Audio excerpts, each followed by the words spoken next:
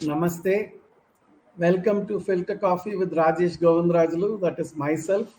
And we have the Purvottar Bharat ka expert, Dr. Ankita Dutta, with us today. Her wisdom belies her age.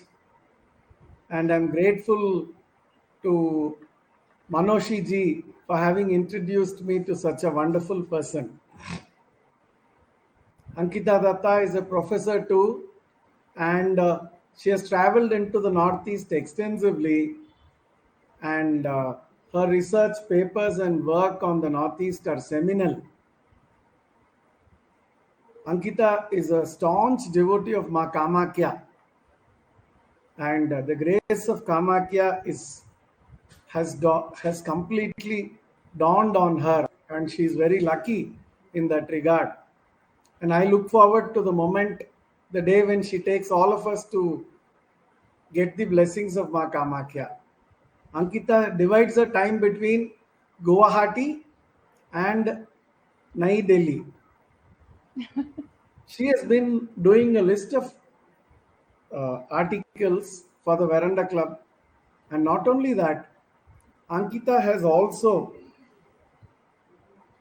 been engaging us with the versions of the Ramayana found in the northeastern part of India, the Purvottar Bharat Sampradaya, the Purvottar Bharat Ramayana Sampradaya.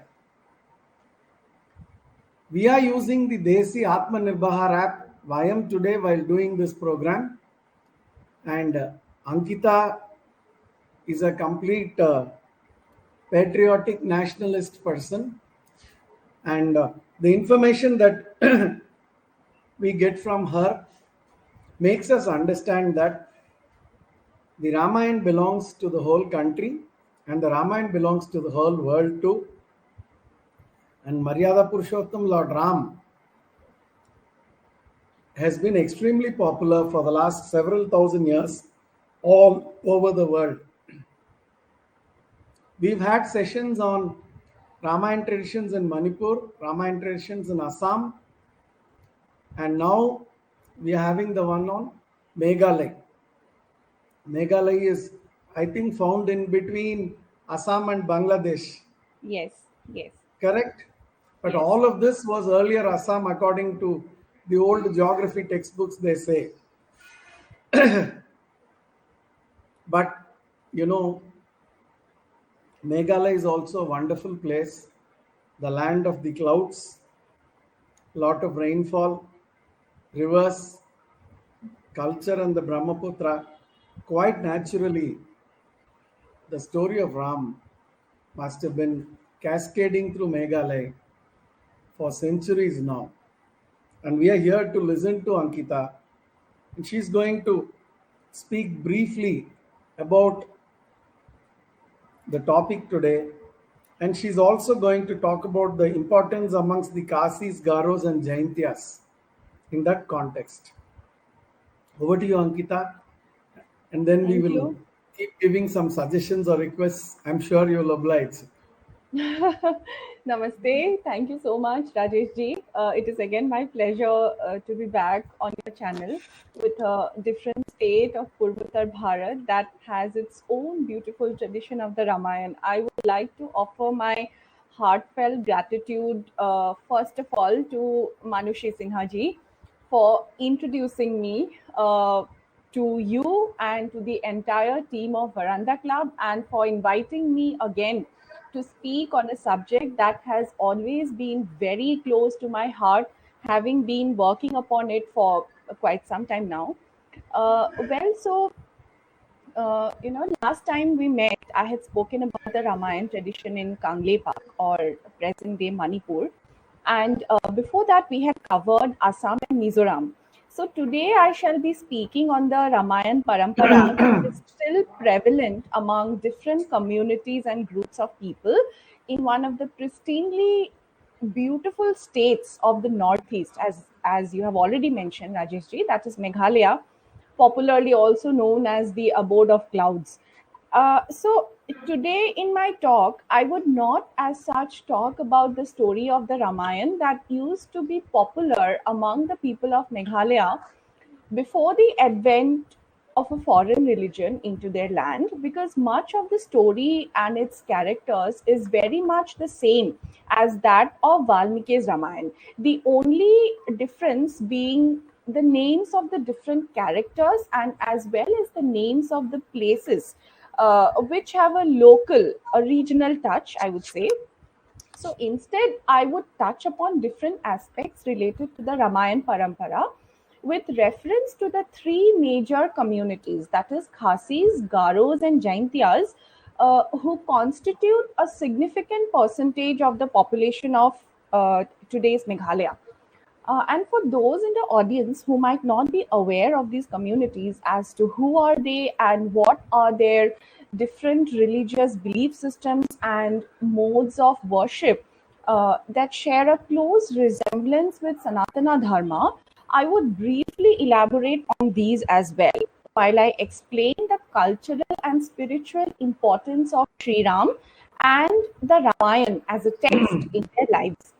I would also try to bring to light the various reasons which have been responsible for causing a decline of various dharmic faith systems in today's Meghalaya, and how this has impacted people's understanding of their own itihas, their origins, and most importantly, the cultural connect which they share with their fellow brothers and sisters in the rest of the country through the Ramayana and the Mahabharata. Now, very often we have heard from a certain lobby in this country that Bhagwan Sri Ram has absolutely no connection with the Northeast, and especially with regard to the predominantly Christian hill states of Nagaland, Mizoram, and Meghalaya.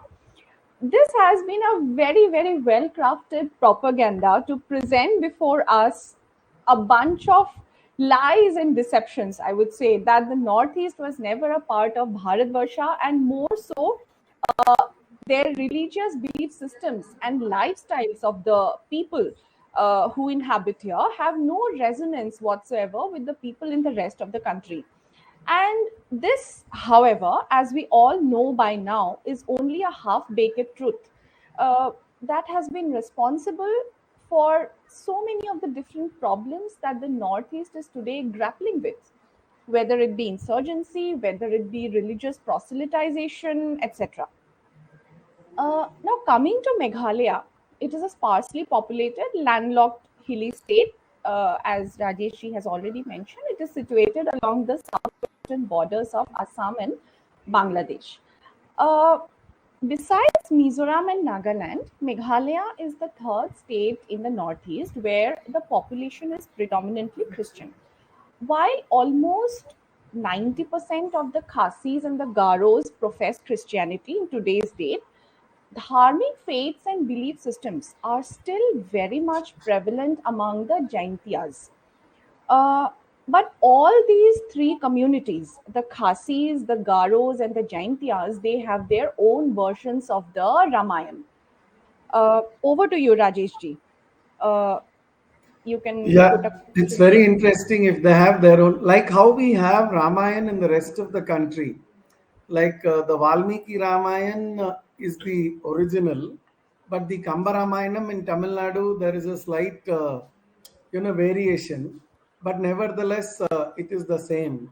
And the True. manner in which they pronounce the names of some of the characters also changes. Like Hanuman is known Hmm. as Anuman, Anjaneyan. Then Sita is known as Sita Pirati or Vaidehi, and Lakshmana is known as Ilakkuvan or Lakshmanan. Kausalya is known as Kosalai, and Sumitra is known as Sumittirai. Dasaratha is known as Dasaratan, and in some cases, when with the local list, the local tongue, and the manner in which it is written locally, causes some changes, and also the local dress, jewelry, and climatic issues and available raw materials create changes. When we look at the Ramayana pictures from the north, you find that there's a scarf kind of a thing above. But when we look at the way people dress up in the south, the same Sitama or Sitamma, we call her that in Telugu. She's not known as Siya or Sita. Yes. She's known as Sitamma. So here the dressing is slightly different. The hairdo is different. The ornaments are different. And probably the language used and the climate caused a lot of changes with even items like the footwear and picturization. You look at the Raja Ravi Varma picturization in the south, look at the picturization in the north. In the north, unfortunately, due to Islamic invasions, women had to protect themselves, and therefore, the head cover started coming in. In the south, we were kept safer because of the Vindhya mountains and the big rivers, and therefore, we were very safe. So, therefore, and that's why there was no need to cover our head. No one was there to take away the women. So, these are the subtle things that we look at, and these are the uh, different aspects. And if these changes can be there from one place to the other in terms of name, in terms of the dress style and the food which is served to Rama, we will serve tamarind rice in the Rama temple, which is known as Puliyodare. In Karnataka, it's known as Pulihara. In Andhra Pradesh, it is known as Pulusu Annam. We would Ellodare. So if that is served, that is completely different. So we have to look at it in that perspective. If we know how, if we are aware that the names, the food, the climate cause changes, we would definitely know that in the Northeast also, based on the local language, based on the vernacular style and pronunciation, and the availability of material and lifestyle, things would slightly change. And the best way to understand that is to travel by road or by rail from Kashmir to Kanyakumari and from Kutch to Mizoram. Then we can see it all. So in that perspective, I'm able to understand that Ramayana has numerous traditions. And I have a friend in Bengaluru called, Raghavendra, who has Okay. done a book on the Ramayana traditions of the Far East.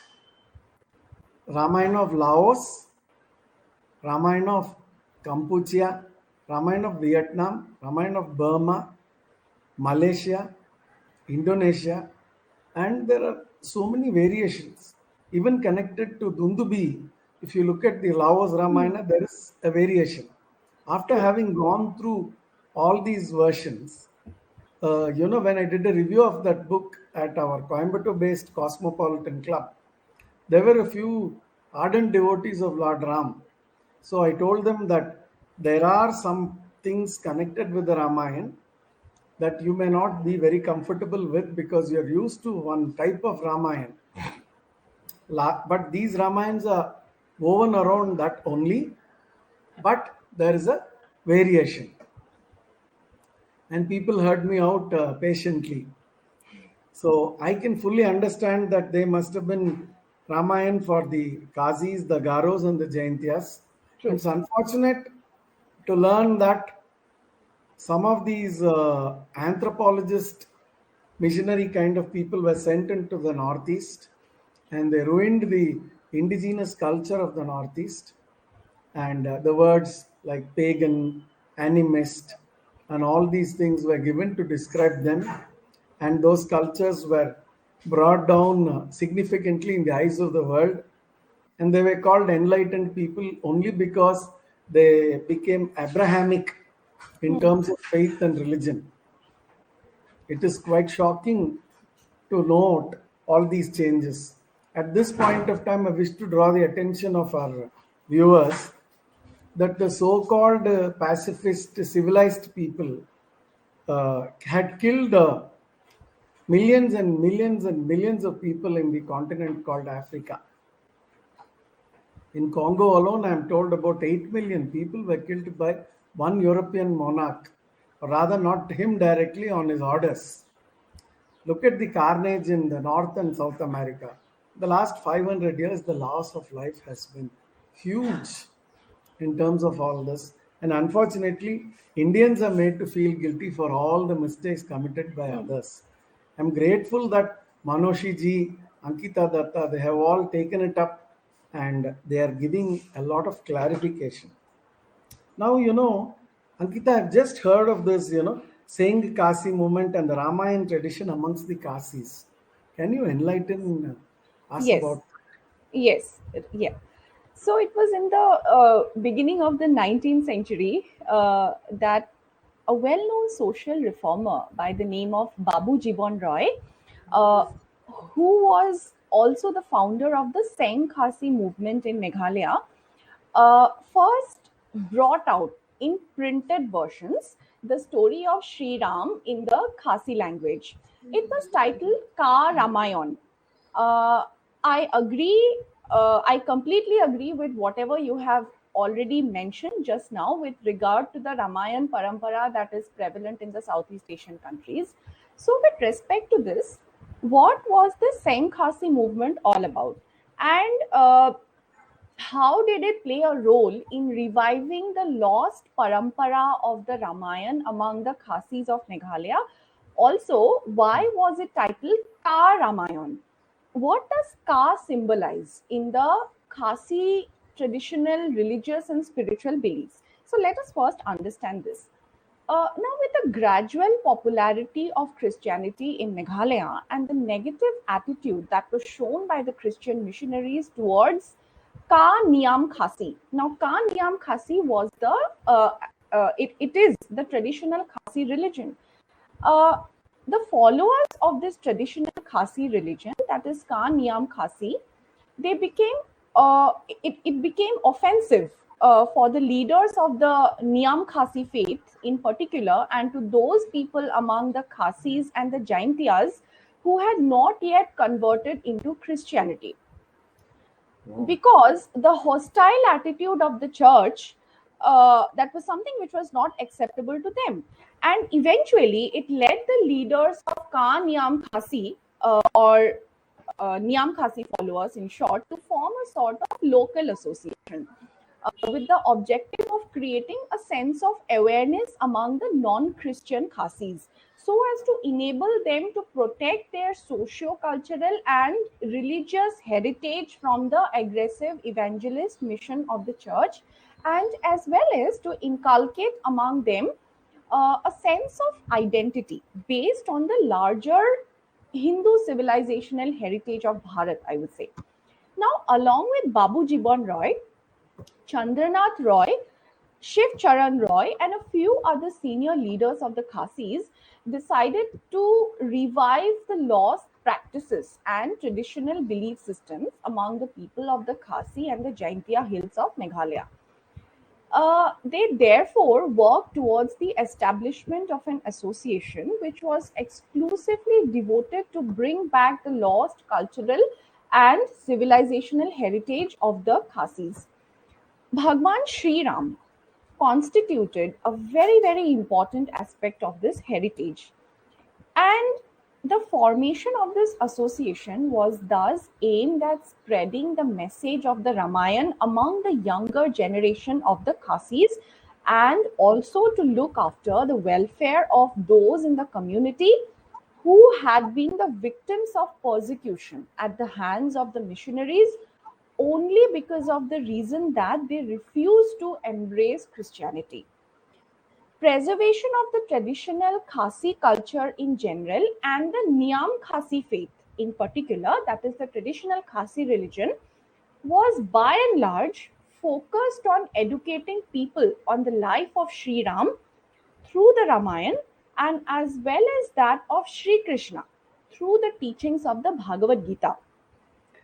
Eventually, it was on the 23rd of November 1899 that the Ka Seng Khasi movement was inaugurated in the Khasi Hills of Meghalaya with Babu Chandranath Roy as its first secretary.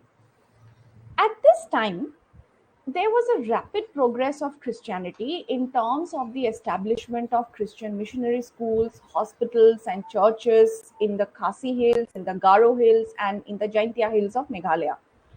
Hence, the Seng Khasi movement was a struggle for the survival and preservation of the Khasi cultural and traditional values. The official patronage provided to the missionaries made it apparent to the leaders of the Seng Khasi movement that the traditional Niam Khasi religion would become extinct very soon.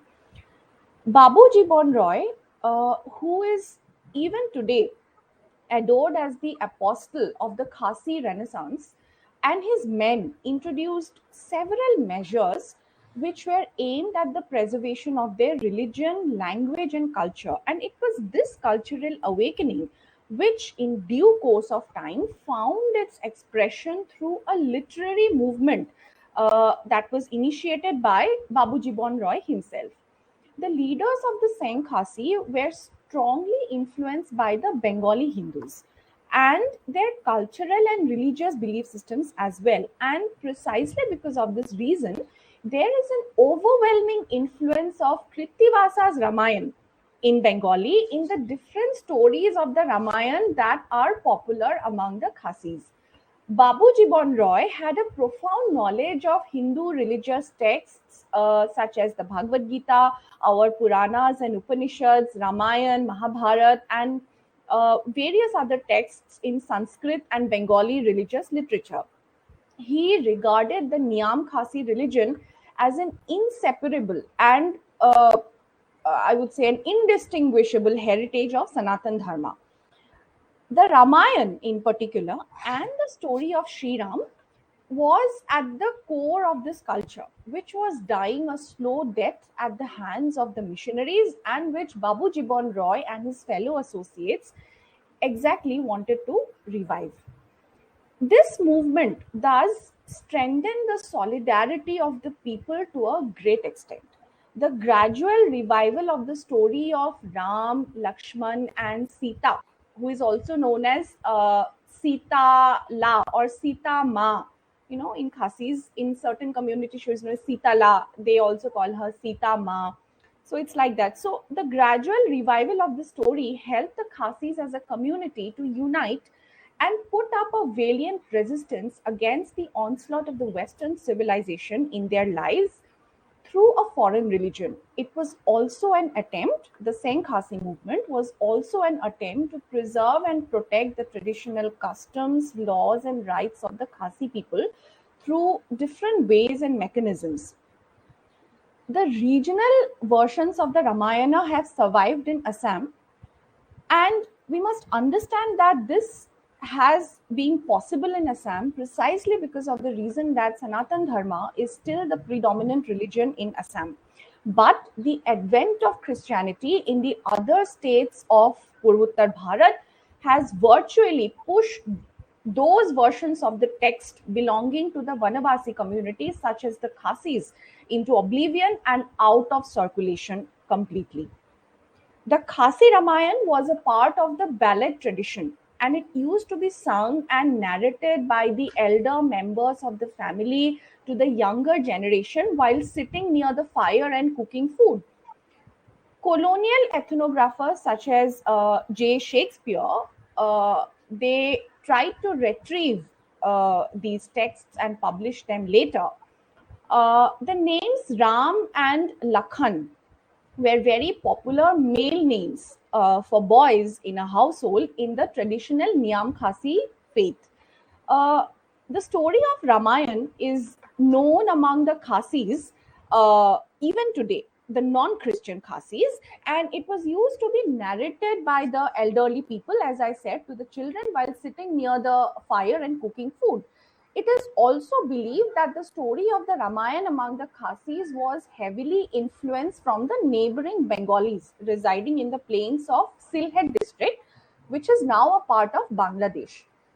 The leaders of the Senghasi movement were inspired by their deep rooted allegiance to traditional values as enshrined in the Ramayana, and it was with a view to promote religious unity among the non Christian Khasis that Babu Jibon Roy wrote two books, two important books on the Niam Khasi religion. One was titled Ka Niam Jong Ki Khasi, meaning the religion of the Khasis, and the title of the other book was Ka Kitab Shaphang Yue Uble. That means a book on one god.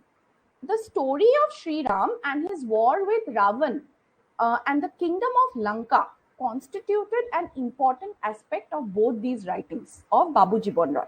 And very soon after this, Babu Jibon Roy had translated into Khasi the Hitopadesha, the Buddha Dev Charitra, and the Ramayana. Babu Jibon Roy's another famous work is titled Ka Niyam Jong Ki Khasi, that opens with an invocation to other Khasis, the non-Christian Khasis, to write about their Hindu heritage. Which also pointed towards a shift which was gradually taking place in the community, and the need felt by the writers as early as 1897 to preserve a culture which would have otherwise been forgotten. And until the publication of this text, that is Ka Niyam Jong Khasi, most writings on the lives and culture of the Khasis were by people who were not from this community. So they had a very Abrahamic, westernized point of view.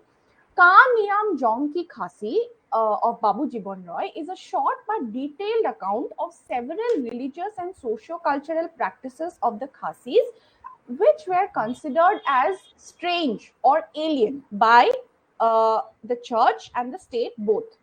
The use of the word niyam or niyam khasi served to highlight not only religious practices and rituals but also social customs and conventions which were a part of everyday life in the Khasi community. So, in a way, Ka Niyam Jongki Khasi is the first Khasi book written by an indigenous writer who whose aim was to use writing as a tool to emphasize the ability of the natives to represent their Hindu pride, their Hindu civilizational heritage unapologetically. And the book Ka Niyam Jongki Khasi therefore marks an attempt that was made not only to make the Khasi, the Hindu Khasi, visible in the public sphere, but their choice to write on a subject which had been ignored. Uh, and in this book, Babu Jibon Roy provides an alternative narrative based on instilling pride in the worship of Sri Ram. And this opposed the dominant narratives that were being provided by the church and the state at that time to undermine Niam Khasi cultural beliefs by explaining the basic tenets of the Khasi religion, in which Sri Ram was an inalienable entity. Uh, Now, I would like to make a brief point here. In the context of the Ramayana, there is an oft-repeated theory in certain circles which we have been hearing that the Khasis, or for that matter, the Nagas, the Mizos, the Garos, and the Jaintiyas, about which I'll come to next, they were not Hindus. But there is substantial material evidence to support the claim that they were indeed Hindus, and most importantly, their pre Christian religious faiths and belief systems were not different from Sanatan Dharma. Since I'm talking about the Ramayana, therefore, here I would also like to mention before the audience that in several places of Meghalaya, such as Sindai, there still exists a huge rock cut sculpture of Sri Ganesh, along with a few other local Devis and Devtas. Dauki is another place and a famous tourist spot that has a number of ancient rock cut carvings which are deeply influenced by Hindu traditions. And when we talk about the traditional religion of the Khasis, which is also known as Ka Niyam Khasi. Now, why Ka? What is the religious and cultural significance of the word Ka in this context? A popular belief that prevails in the region is that the famous Shakti Peeth of Ma Kamakhya in Assam, it was originally a sacred Khasi site. And this is a point which has been acknowledged by the Temple Management Committee at Kamakhya in several of their publications. So, in the ancient times, the Kamakhya Devi Shakti Peeth was a place where a form of supreme Shakti was believed to supposedly reside. She was known as, or she was addressed as Kamekha in the Khasi language by the Khasis. She was known as Kamekha. And this over time became transformed into the name Kamakhya. So, and interestingly, among the Khasis, the Garos, and the Jaintias, the matriarchal family system is still prevalent. And the non Christians among them are of the firm belief that the supreme authority of the universe is a female form. So, this is nothing different from Sanatan Dharma. And they are believed to be the original priests of the Kamakhya Devi temple. And even today, a considerable section of the population of the Jaintias, the Hindu Jaintias of Meghalaya, worship the Devi as Ma Jayanteshwari at the Nartyam Durga temple in Joai, Meghalaya. Many attempts were made by the Christian Khasis, who were backed covertly by the church and the state, to impose curbs and discourage Saint Khasi festivals and functions. In the 1980s, when Doordarshan had televised the Ramayana and the Mahabharata, both successively in the form of serials, although they were in Hindi, but they had an unprecedented response from the Vanavasi communities of Northeast India, including in Meghalaya. Especially its impact on the minds of the young kids was quite visible. In fact, Sajal Nag has also written a paper on this subject where he explains how the children in different places of the Northeast made bows and arrows out of bamboo and cane, and they played war games imitating the war depicted in these serials.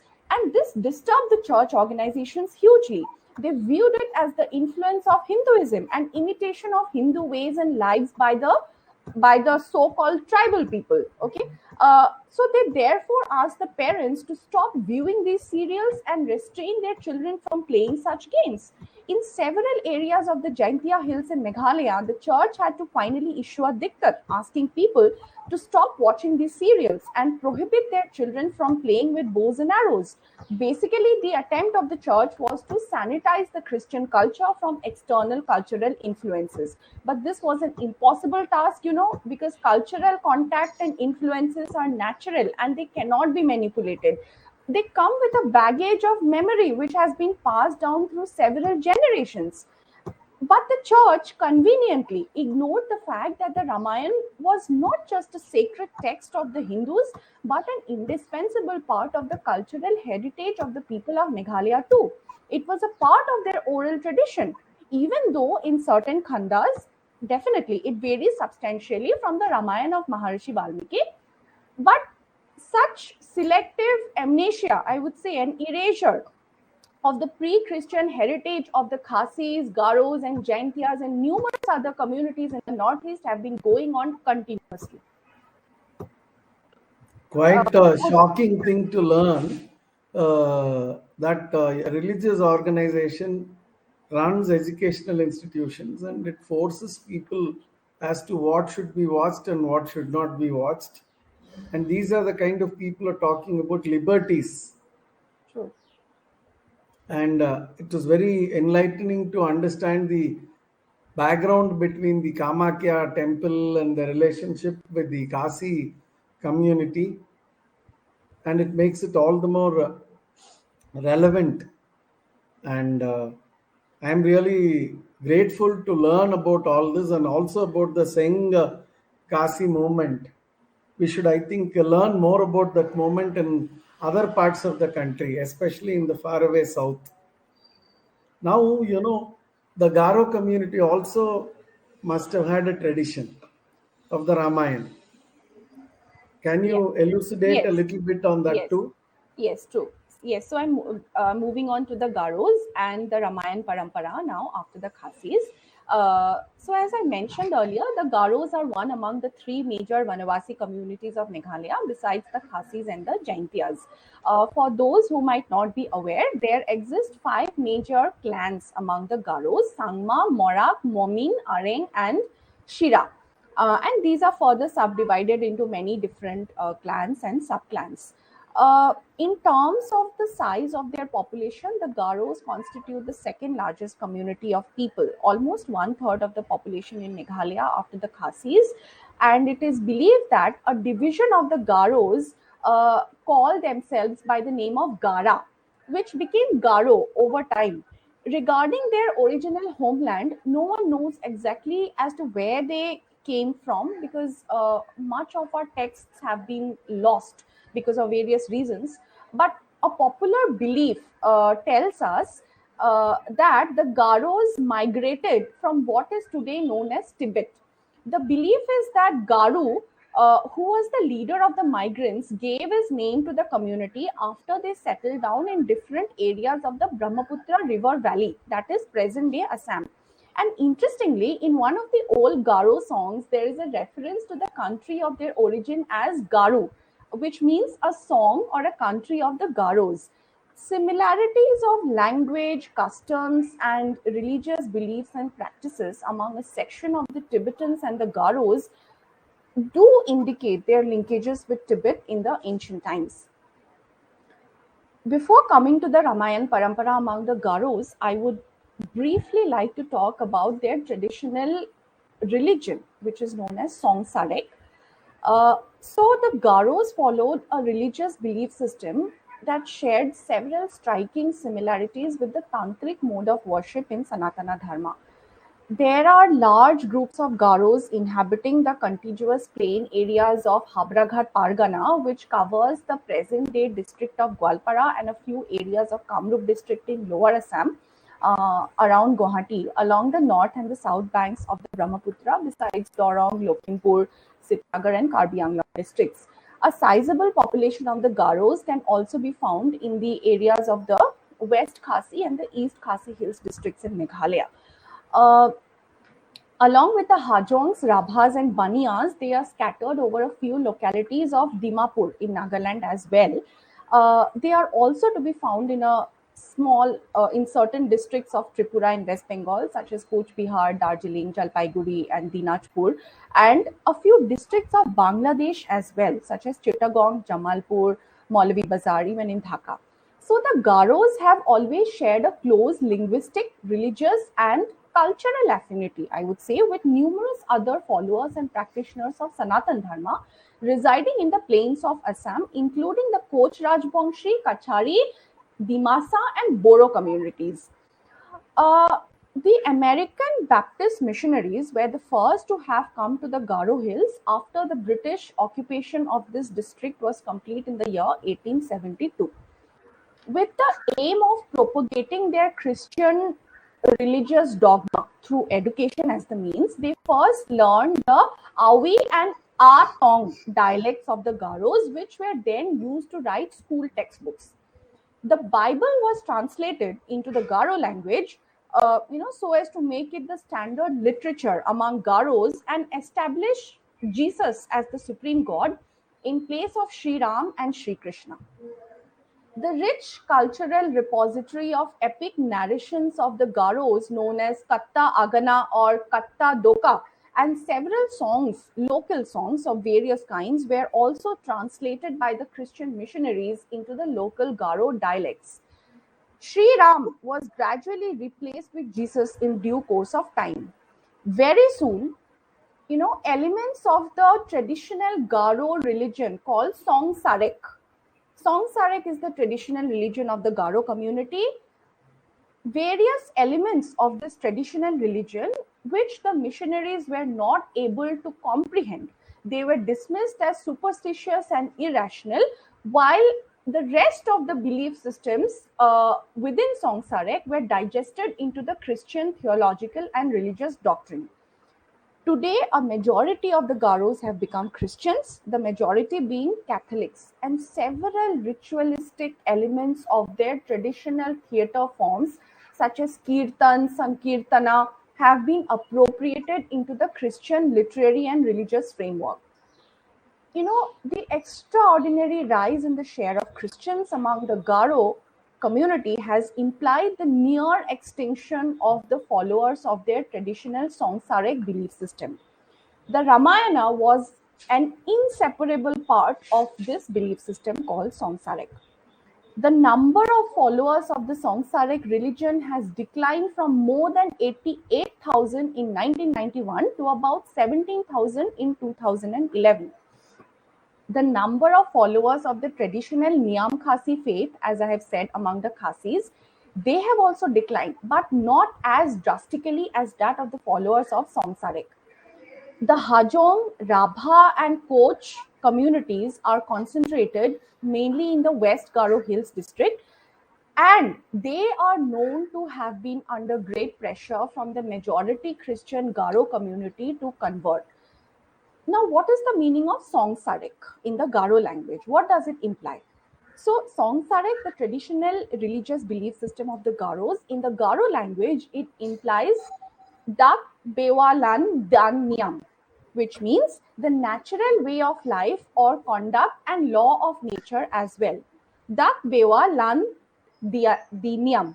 So it also relates to their most prominent agricultural activities during the year. The, their chief deities are known as Dak Kipa Rugipa and Nok Kiba Biambi, who are believed to be a part and parcel of their daily lives. The Garos believe that the survival and protection of their lives and properties completely depend upon the grace of Dak Kipa Rugipa and Nok Kiba Biambi. The Garo version of the Ramayana, it shares many aspects in common with the tradition of the Ramayana prevailing among the Hindu, Rabha, and Koch communities in particular, residing in the state of Assam and also scattered over a few areas of Meghalaya in Tura, bordering Bangladesh. The Garo Rabha conflict between the Christian Garos and the Hindu Rabhas has often led to riots and large scale displacement of the Hindu communities. Uh, Over to you, Rajesh. Very shocking that the numbers have shrunk. Already the numbers have been small in 1990s, and now in less than about 20 years it shrunk to about very very small, 4-digit number. There has been a cultural and religious invasion of our country in a very big way, Very particularly the sad. northeast, and the people in harness have chosen to ignore it. I really do not know for what reason, but we can just say that it is trying to pamper to a particular group of people who are in governance, and to completely control or harvest the faith of India, just as how one of the religious leaders had stated while coming to India. If I'm not mistaken, I think it was Pope John Paul II or somebody else, uh, who said there has to be a big harvest of faith in Asia. Yes. Now I can understand what it means actually. And a secular country like India, so called secular country like India, So called, yes. has invited religious leaders and called them head of state, head of government, and given them disproportionate importance. I want to also understand what is this Bari gun tradition among the Garos and Rabas. Yes, yes. It is closely related to the Ramayana, and since we are discussing about the Ramayana among the Garo community, we cannot leave out this tradition, the beautiful Bhari Gan tradition. It is a beautiful form of traditional dramatic art, which is uh, intrinsically related with the Ramayana and which has deeply influenced the life and society of the Garos. Uh, this distinctive art form called Bhari Gan, unfortunately, it is a declining tradition now of Sanatan Hindu heritage. It still prevails, however, in a few pockets of Gwalpara district in Lower Assam and its adjoining areas bordering Garo Pahar in Meghalaya. This dance drama tradition is popular among the Pati Rabha community of the Rabhas as well. And the Pati Rabha community and the Garo community, they have many things in common many aspects they share in common with respect to their religion and culture. Now, what is exactly the Bhari Gan tradition? It is a ritualistic play that is performed by a chorus group of around 30 to 35 people. The themes of this play are mainly inspired from the Ramayana. Some of the striking features of the Bhari Gan play are the use of heavy wooden masks, storytelling through songs, which is a combination of both scripted and extempore plots. The chief performer in the Bhari Gan play is known as the Mool. He not only performs the lead role in Bhari Gan, but he also controls and supervises the entire course of the play. The other constituents of the group include the palis. Palis are those who play the different musical instruments, singers and performers who enact the different roles of the different characters. The palis, or those who play the different musical instruments, the dholaks, the kimbals, etc., they are the associates of the lead performer, that is the mool, and they are generally 8 to 10 in number.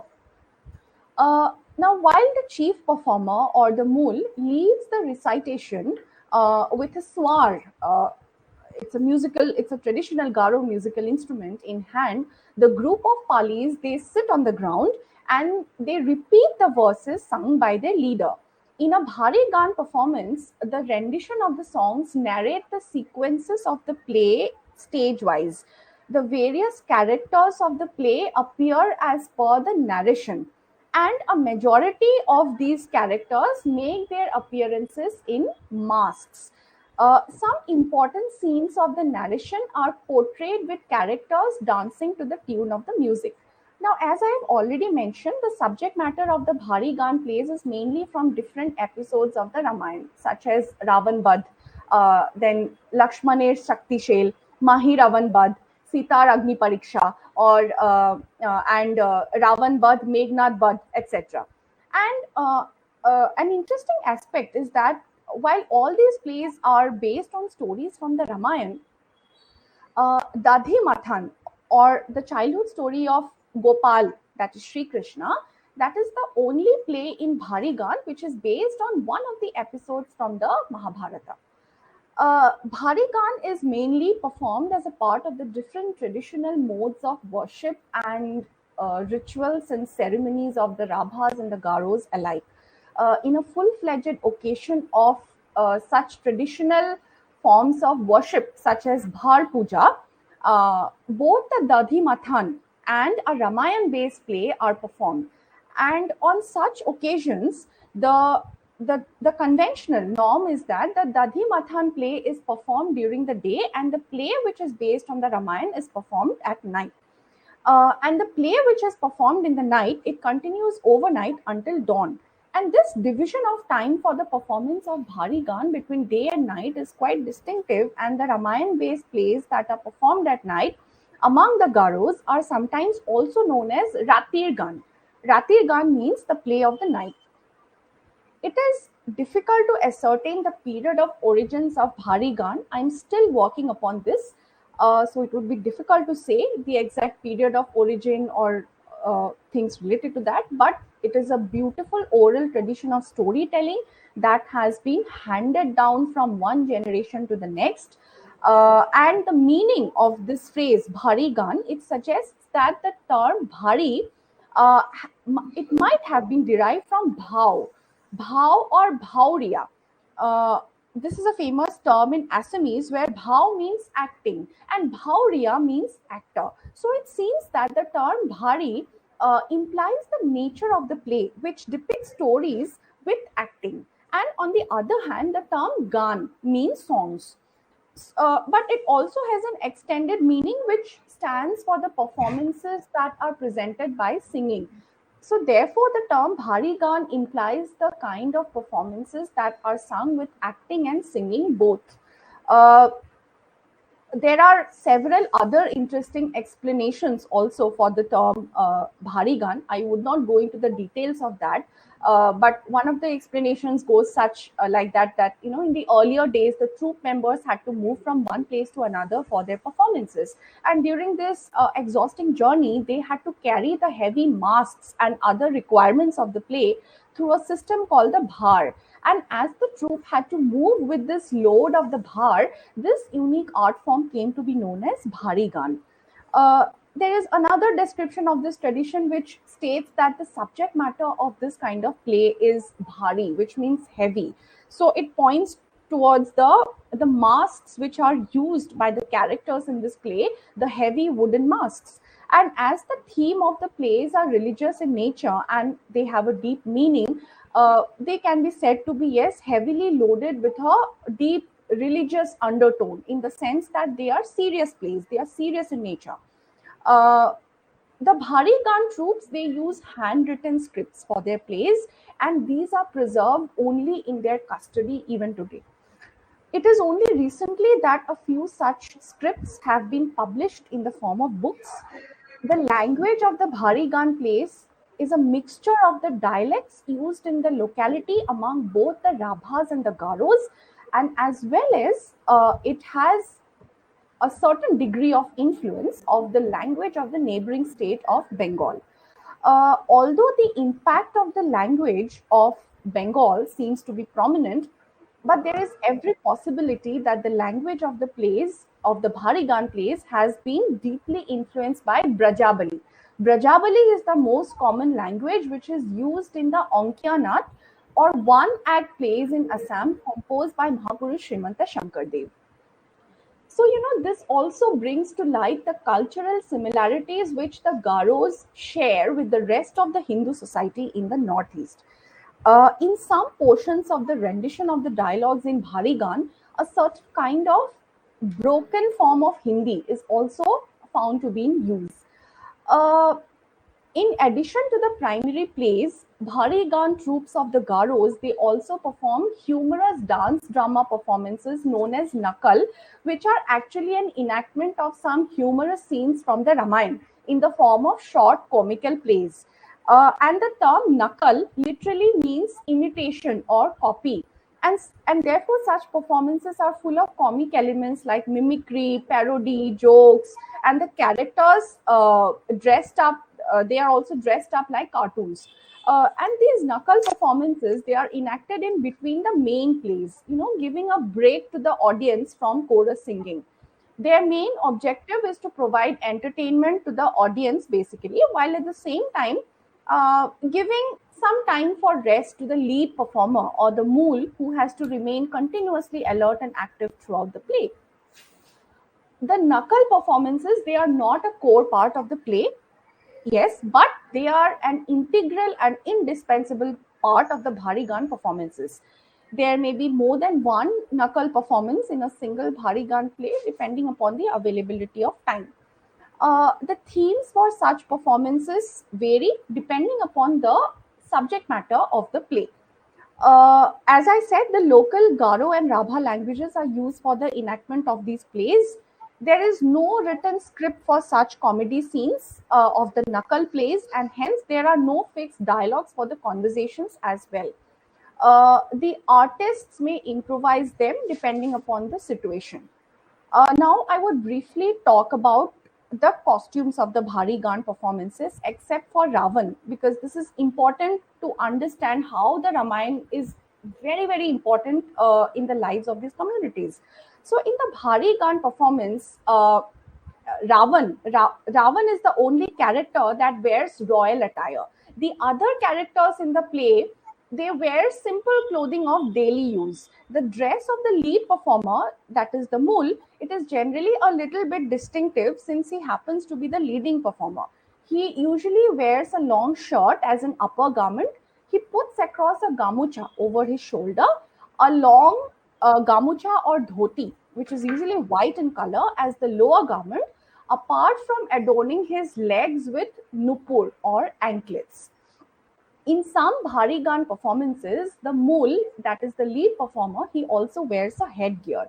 And it is significant to mention here that Bharigan is only performed by the men of the community and never by women.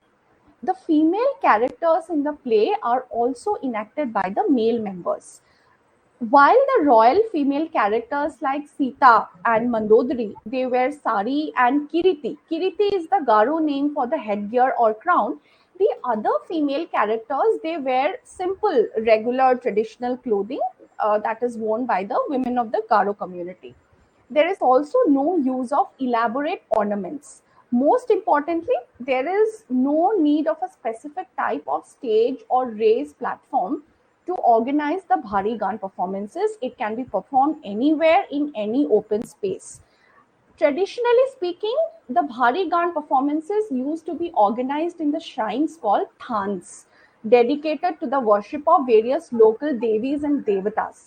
Uh, the Bhari Gan is a very, very important ritual play of the Garos as much as for the Rabhas.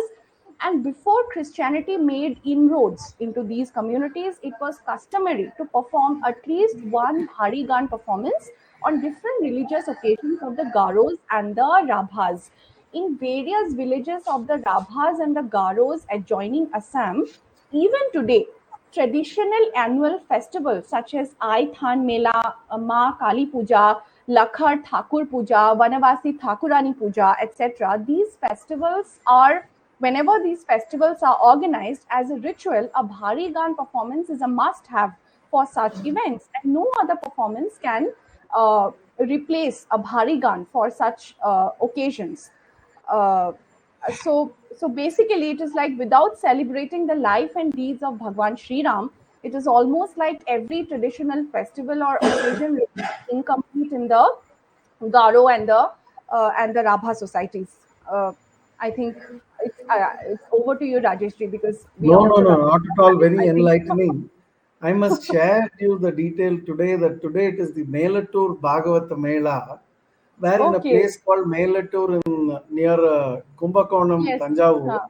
Hmm. they have an ancient tradition wherein they have plays every day. And today is the Prahlada Charitram, Okay. wherein they wear the wooden mask is worn, the Narsimha mask is worn, and people act for 6 to 7 hours. And there are no women Beautiful. in the play, only men. Oh, only men. Same. So Yeah, there's an similar. article in Verandah Club about the Melatur Bhagavata Mela. Beautiful. So you can probably take a look at that. Yeah. And Even this word knuckle, yes. Please continue. this word Yes. knuckle, which Knuckle. means copy or duplicate, right? Yes. Yeah, we use that word nagal in Tamil, Huh. which is copy or duplicate. Okay. So Even we use this in Assamese also we call it nakal when somebody is mimicking somebody. So nakal. here it So is we use more, it in that context. the duplicate or copying, it is used. Yes. Asal is the original, nagal is the duplicate. I remember So, when you talk about masks, when you just mentioned about this mask thing, even in a Bharigan performance also, I've already mentioned this. Almost all the characters they wear heavy wooden masks, but one interesting aspect is that masks are not used for the characters of Ram, Lakshman, and Sita. Uh, oh, Masks, yes, masks are also used for characters like Shiva, Kali Ma, then Jham Raja or Yamraj, Vishwakarma.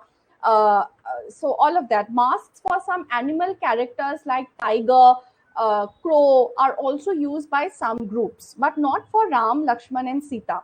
And the use of masks in the knuckle plays is also not uncommon, particularly for some animal characters like tiger, swine, and also for the demons, the rakshasas.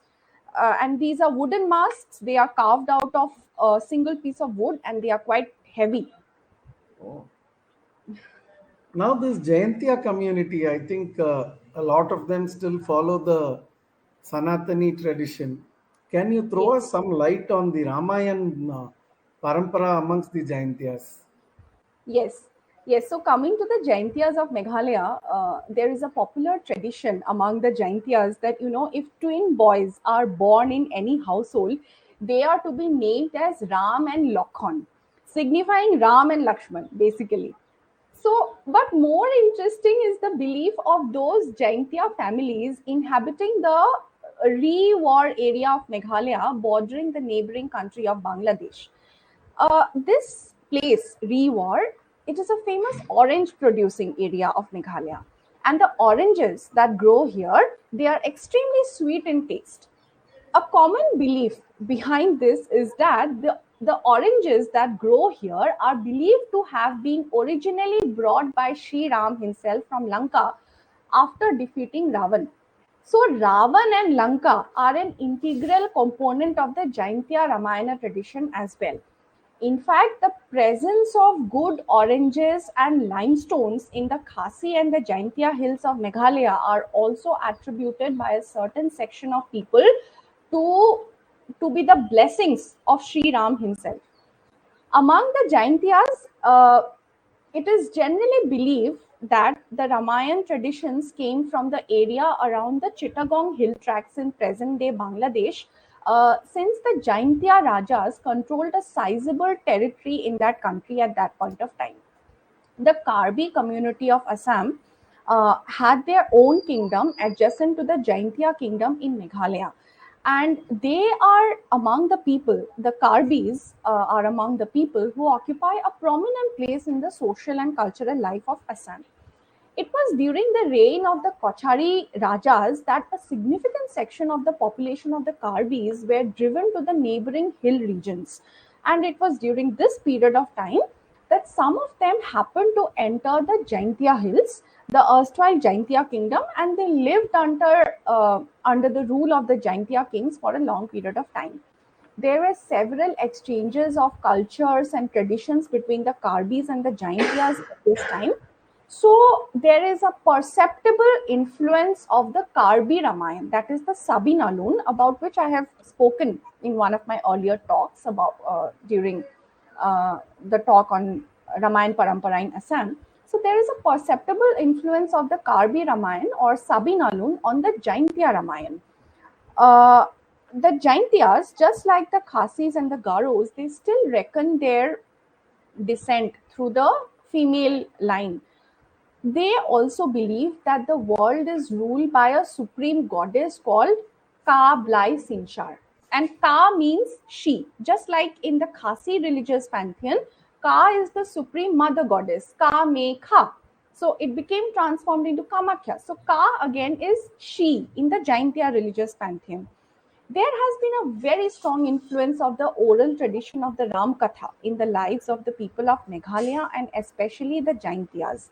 It is also believed that the Ramayan Parampara of Mizoram, of course, before the advent of Christianity, and that of the Jaintias have had a very strong influence on the Ramayan traditions prevalent in Southeast Asia, especially Thailand. And this is also the missing link which can help us connect the dots as to how did the Ramayan tradition reach the Southeast Asian countries like Indonesia and Thailand. The Northeast had always served as the gateway to Southeast Asia. And according to one of the stories of the Jaintia Ramayan, and this is a similar story which is also to be found in the Thai Ramakyan or the tradition of the Ramayan prevailing in Thailand, uh, Praram, that is Sri Ram, after having crossed the bridge built by the army of monkeys, laid siege of Lanka. Doshakantha or Ravan, he sought the help of his relative Mai Ravan, who was the king of Patala, for his help. Now, Mai Ravan was well trained in Tantra sadhana by his guru Sumed Muni, who helped to remove his heart and turn it into a bee and hid it into the Mount Trikuta. So, in this way, Mai Rabana became immune from death. He used several herbs and his tantric Sakta sadhana uh, to make Sri Ram's army, including Sri Ram himself, fall deeply asleep, in spite of the fact that Hanuman kept in his mouth the pavilion where Ram and Lakshma stayed. It is further described that Mairaban carried Ram to Patala and kept him in an iron cage. And Hanuman, after being freed from the effect of Mairaban's tantra, went to Patala to rescue Ram, passing through various obstructions on the way. He met his son on the way, Machanu, who guarded one of the outposts to Patala. And Hanuman, with the help of Bilakwa, that is Mairaban's elder sister, who told him the secret about Mairaban's invulnerability, succeeded in slaying the demon and finally rescuing Sri Ram.